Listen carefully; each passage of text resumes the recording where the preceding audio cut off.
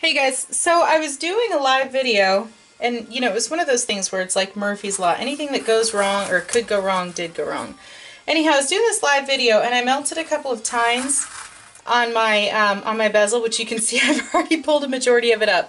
But I wanted to go ahead and take this opportunity, and I didn't even think about it until I'd already gotten started. See the bezel I've already pulled up, to show you guys how to desolder something. So I apologize if I'm actually getting into this a little bit late in the technique, but I just want to show you guys how I actually do this. I did finally get my other plume put on, my other embellishment, and it looks really good. So the first thing I'm going to go ahead and do is I'm actually using acetylene this time. I was trying to express that you can use propane. You can use propane, and if you notice that throughout the rest of the actual live feed, which I'm going to be posting on Let's Make Jewelry, I still managed to get everything else soldered on without melting a tine, but that was bothering me, and I tried to put some flowers on there or some shit on the side, and I just didn't like it. So here we go.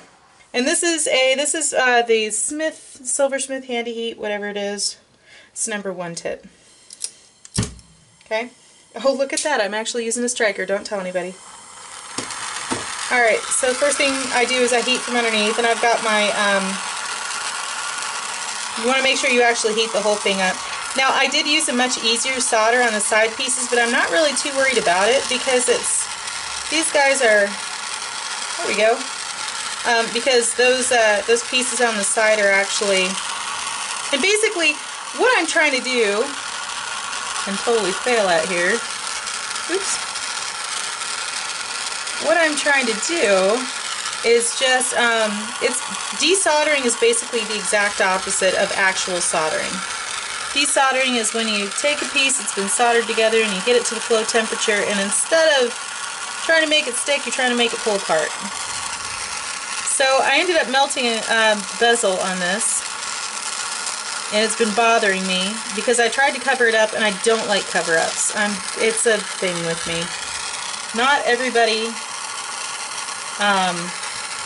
has the same thought process I do, but that's mine, is I don't like cover-ups. So instead of covering it up, I'm actually going to, basically, it's the same process as there we go.